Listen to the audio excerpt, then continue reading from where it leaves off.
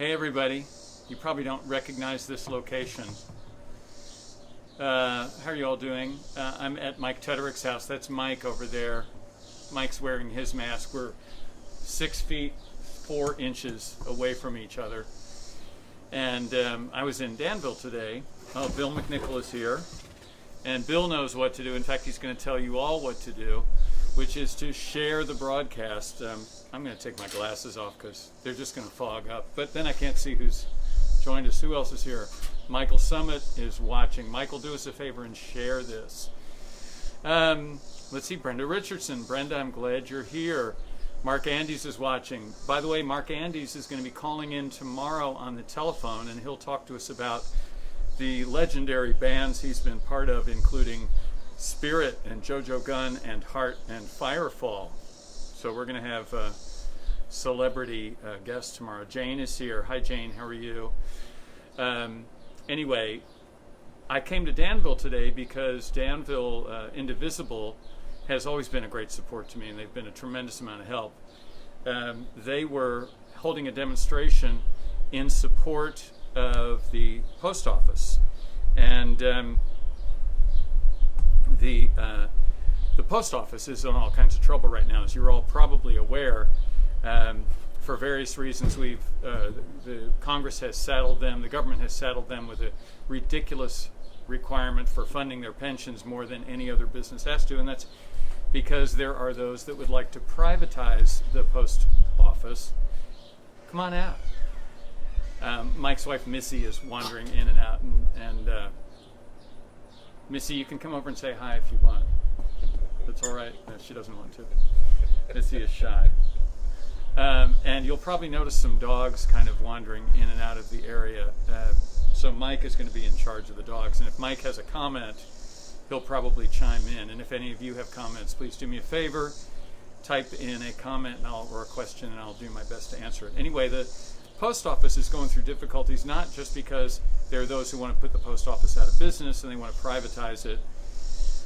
It's also that postal workers are now having to do just incredible amounts of work in addition to their regular work. And one person described that when they get off work from the post office, they have to change their clothes outside of their house. They have to take clothes off outside of their house. They have to shower in the back room of their house and change, and they're not able to be close to their families. One guy said, I'm not able to kiss my daughter good night just because I don't want her to get sick.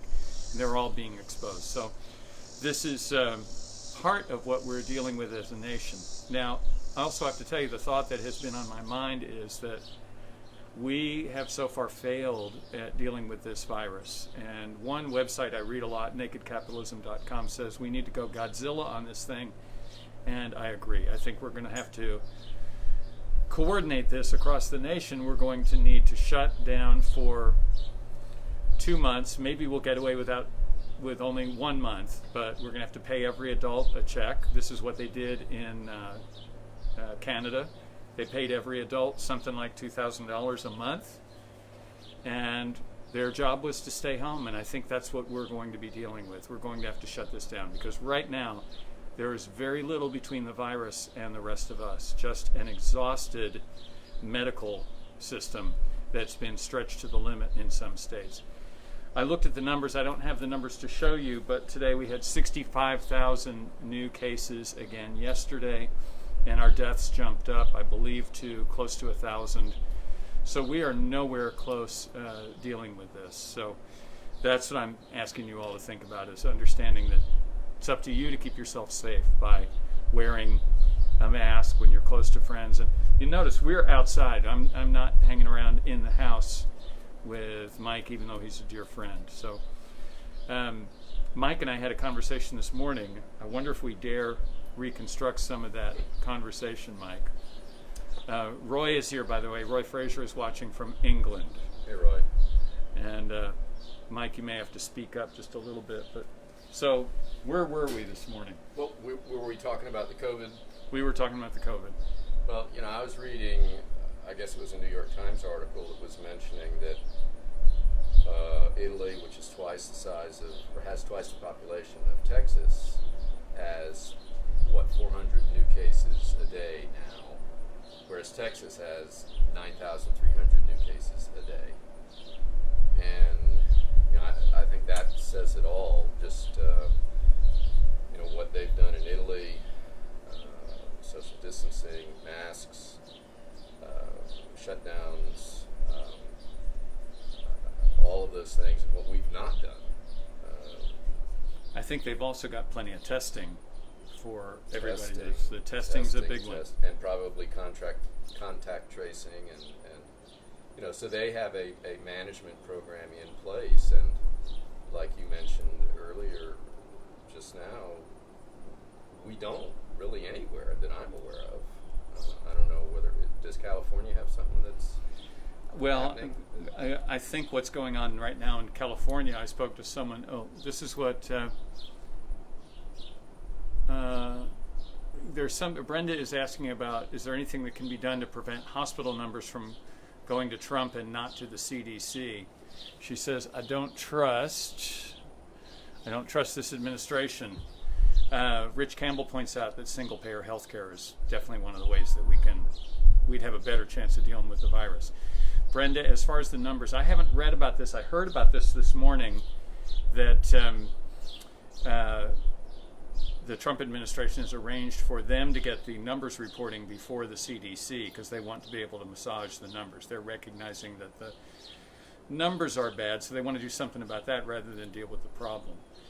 But as Mike pointed out, we're going to ultimately have to deal with this. Italy was one of the centers of the disease, one of the worst hit early on, and they were able to get the virus under control. And the method is go Godzilla on it. You shut the place down, you pay people to stay at home, you get testing, and you get contact tracing dealt with. I'm just texting with a friend from New Zealand. I want to read to you what my friend Pete Jameson said, and Pete is from Christchurch. And by the way, Pete has a little place at Falls of Rough, Kentucky, and that's where they come. Pete and Chrissy come for their holidays. And they said, we were hoping to be in Kentucky spending some quality time, but we're stuck in New Zealand. But it's pretty safe here. It's very normal day to day. Everything is open, and you wouldn't know there's a pandemic.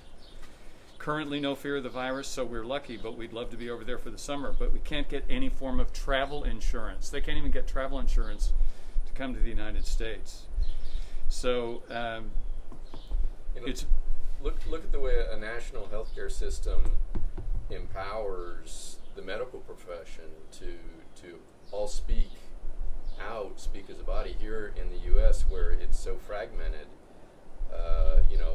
we hear reports of doctors that are overworked, that are sacrificing, that are just giving their all.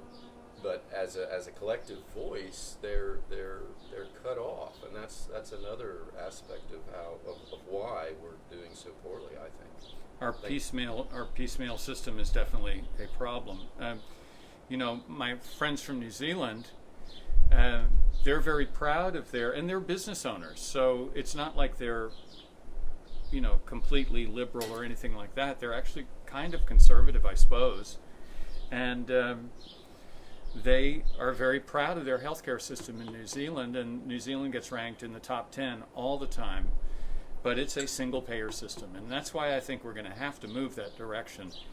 I understand there are people who are happy with their health care that comes from their employer, and I think there's a way to smooth their transition. I think there's a way to make that happen. But ultimately, we can't have sick people. We can't have people without health care in the United States, because they will get the rest of us sick.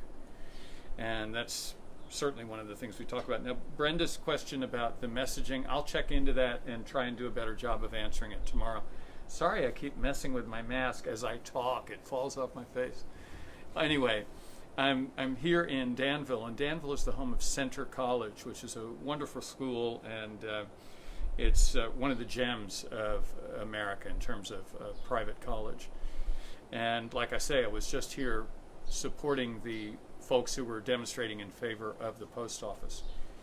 I started looking into the post office, and America has had a post office since before America was America. We had a postal system that existed, a colonial postal system. And when we became America, one of the first things we did was nationalize our post office. And almost any town you go to in the United States, there's a post office. So I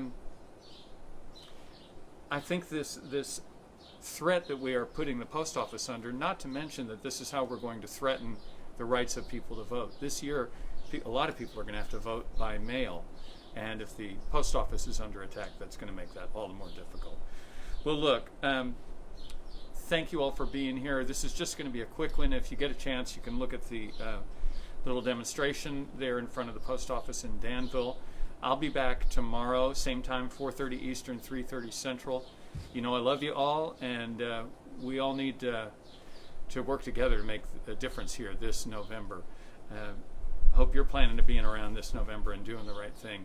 We need your help, and need you to show up and vote. Not just you, about 100 of your friends. So I'll see you all tomorrow at 3:30. I should be back at Falls of Rough, and thank you all so much. I'm saying bye for now, and thanks to Mike and Missy for letting me do this in their backyard. Pleasure. All right. You all take care. Share this. We'll talk to you later, okay? Bye.